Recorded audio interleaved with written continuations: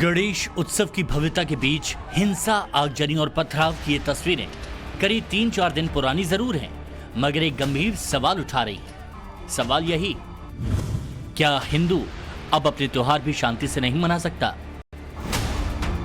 क्योंकि गुजरात से यूपी तक और एमपी से कर्नाटक तक गणेश उत्सव के बीच जानबूझकर विघ्न खड़े किए गए। गणपति पंडाल के बाहर मजहबी नारे लगाए गए, पथराव किया गया।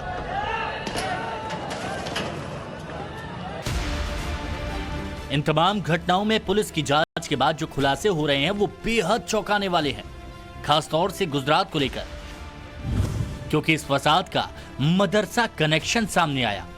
गणेश पंडालों पर पथराव करने के लिए नाबालिग बच्चों को मोहरा बनाया गया। सूरत में गणेश पंडाल पर जो पथराव हुआ था उसके पीछे जो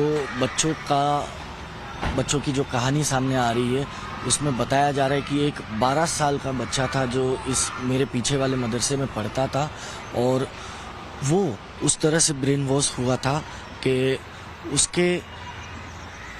उसका सहारा लेकर अन्य 6 बच्चों को ब्रेन वॉश किया गया। उसके बाद उस पंडाल पर उन्हें पथराव करने के लिए उकसाया गया। उसके बाद यहाँ से थोड़ी दूरी पर जो पुलिस चौकी थी, सैयदपुरा पुलिस चौकी, जहाँ पर बड़ी संख्या में भीड़ इकट्ठा हुई, उन्होंने न्याय की गुहार लगाई। लेकिन फिर इसी गली से, मदरसे वाली, मस्जिद वाली इस गली से हेवी स्टोन पेल्टिंग, पथराव वहाँ पर भीड़ पर भी किया गया, जिसकी भी जांच जो इस वक्त चल रही है। हालांकि जो 7 बच्चे इस पूरे के पूरे पथराव में शामिल थे वो नाबालिग थे, 12 से 15 साल की उम्र के थे, जिनको जुवेनाइल कोर्ट में पेश किया गया था। उसके बाद बाल सुधार गृह में भेजा गया।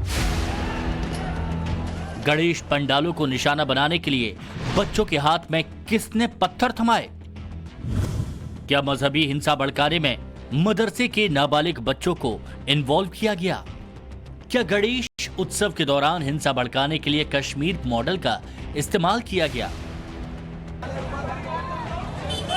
इसे जानने के लिए पहले आपको पूरी घटना की क्रोनोलॉजी समझनी होगी।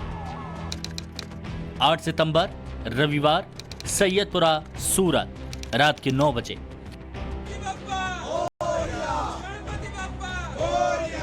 कुछ ऐसे ही गणपति पंडाल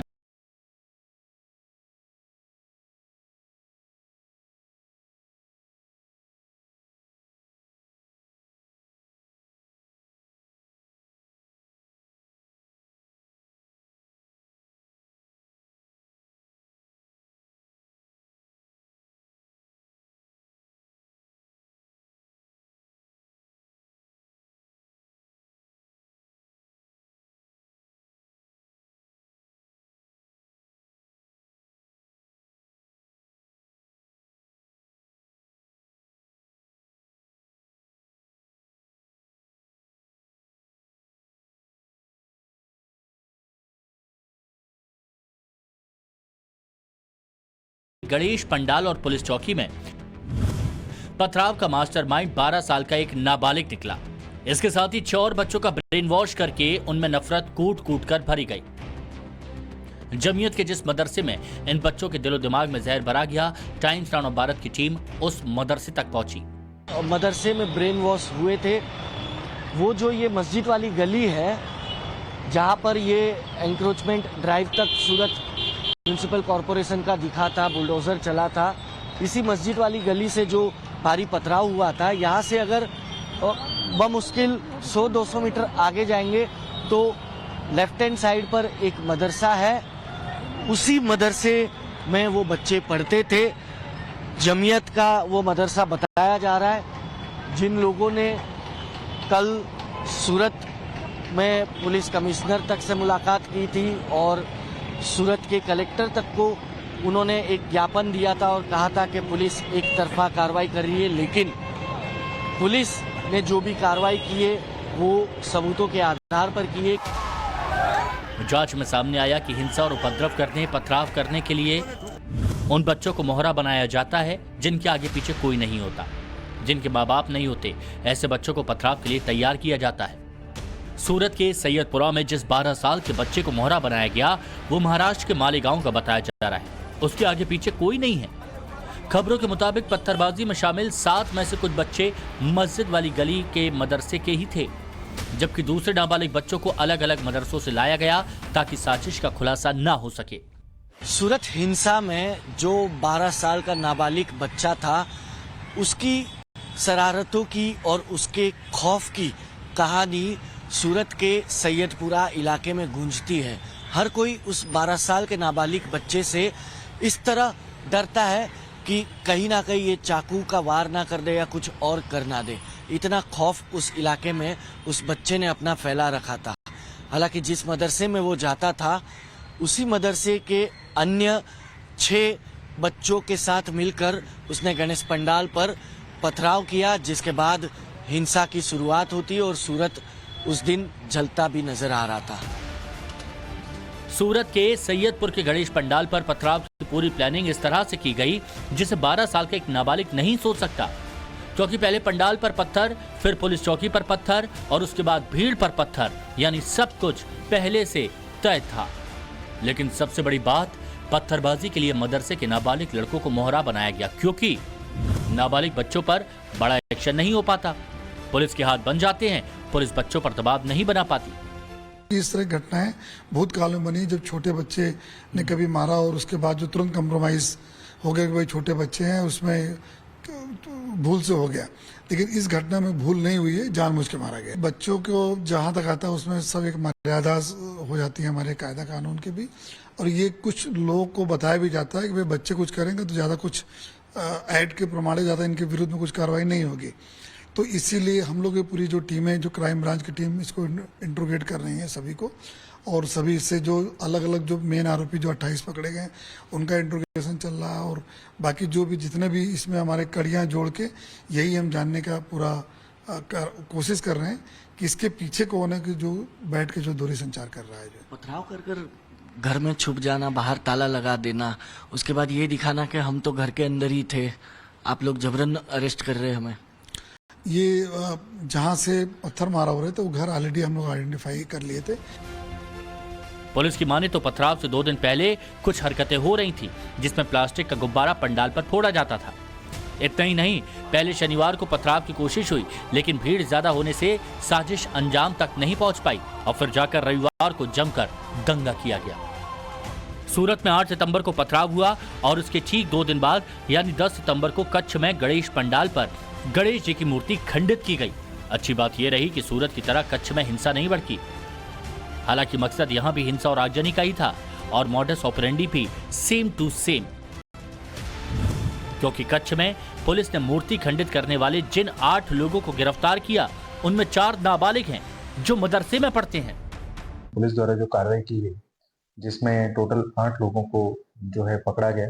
मेन जो इसमें एक आरोपी है जो एक मौलाना है, उनका जहाँ पे रहने का स्थल था और जो मदरसा था वहाँ पे सर्च किया गया कल रात को। सर्च के दरमियान वहाँ से छरी जैसे जो है हथियार मिले, तीक्ष्ण हथियार, वो टोटल 3 हैं। कच्छ में उपद्रवियों ने न सिर्फ बप्पा की मूर्ति खंडित की, बल्कि स्थानीय मंदिर पर इस्लामिक झंडा लगाकर माहौल को खराब करने की पूरी कोशिश की। इस मामले में भी एक मौलाना और 2 अन्य लोगों के साथ एक नाबालिग को गिरफ्तार किया गया। यानी यहां गौर करने वाली बात यह कि सूरत से लेकर कच्छ तक एक ही तरह का पैटर्न दिखा। दोनों ही जगह मदरसे का इन्वॉल्वमेंट है, दोनों ही जगह हिंदुओं की आस्था को चोट पहुंचाने और शांति भंग करने के लिए मुस्लिम बच्चों का सहारा लिया गया। लेकिन सबसे ज्यादा चौंकाने वाली बात यह कि कच्छ में पुलिस पूछताछ के दौरान गिरफ्तार मौलाना को मदरसे में ले गई तो वहां से धारदार चाकू और छुरी भी मिले, जो लूटपाट की घटना में इस्तेमाल किए जाते हैं। सवाल उठना लाजमी है कि दीन का पाठ पढ़ाने वाले मदरसों में आखिर हथियार क्यों रखे गए? धारदार हथियारों का मदरसे में क्या इस्तेमाल?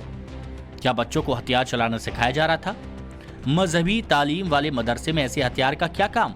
अरे भाई, क्या मदरसे में फल फ्रूट नहीं खाते हैं? मुदर्रिस मौलाना लोग नहीं खाते हैं?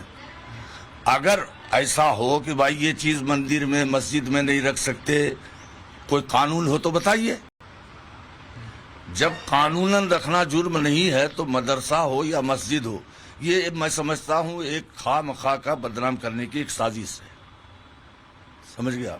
नहीं तो ये छुरियाँ इस तरह से आमतौर से पाई जाती है। आप जाइए, कबाब बनाते हैं, टिक्का बनाते हैं, रखते हैं वो लोग, रखते हैं कि नहीं रखते भाई साहब? प्याज काटते हैं, देखिए भटियारा वगैरह की यहाँ आपको आमतौर से मिलेगी, हर तरह की आती है। ये कोई बड़ी छुरी तो है नहीं, रामपुरी चाकू है, आमतौर से बनता है। अगर ये जुर्म है तो जैसे हथियार फायरिंग वाला छोटा हो या बड़ा, भाई उसका कारखाना अगर कोई खोले तो वो जुर्म है।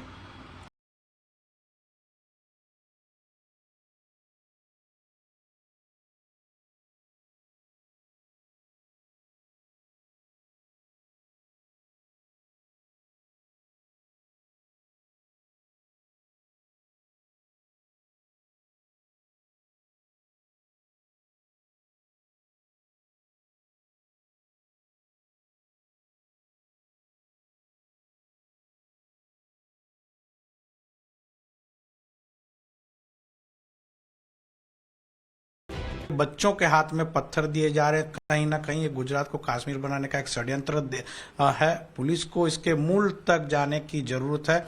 आखिरकार ये एक बच्चों को हाथ में पत्थर थमाने वाले जिहादी तत्व कौन है, वहां तक जा पहुंचना चाहिए। क्या ये बड़ा रैकेट है, क्या बड़ा ये षड्यंत्र है, वहां तक पहुंचना चाहिए। कहीं ना कहीं इसकी मूल तक पहुंचे। आखिर ये कोमल हृदय, कोमल मन को किस तरह से जिहादी अपना हथकंडा बना रहे हैं, किस तरह से इसे जिहाद के काम में यूज कर रहे हैं। एक पत्थर जिहाद की तरफ ये सामने आ रहा है। पिछले साल भी सूरत में इसी तरह की पैटर्न थी, वो रिपीट हुई थी। तो ये एस्टैब्लिश हो चुका है, कहीं ना कहीं ये कश्मीर वाली पैटर्न है। वैसे सिर्फ गुजरात ही नहीं, और भी कई जगह हिंदू त्योहार निशाने पर हैं। यूपी के लखनऊ में चिन्हट इलाके में गणेश आरती के दौरान पूजा पंडाल पर ईंट पत्थर फेंके गए, मजहबी नारे लगाए गए। वहीं एमपी के रतलाम में गणेश मूर्ति ले जा रहे जुलूस पर पथराव किया गया, सड़क पर बवाल काटा गया। उधर कर्नाटक के मांड्या जिले में भी गणपति उत्सव में मस्जिद के पास से गुजरते विसर्जन जुलूस पर पथराव किया गया, हंगामा खड़ा किया गया। ऐसी वारदातों की लिस्ट बहुत लंबी है, जो बताती है कि इन वारदातों के पीछे पूरी सोची समझी प्लानिंग के साथ काम किया गया। पुलिस मामले की जांच कर रही है। बताया जा रहा है कि जल्दी इस मामले में कई और बड़े खुलासे होंगे। सूरत से संवाददाता हितेन के साथ bureau report, times now Bharat.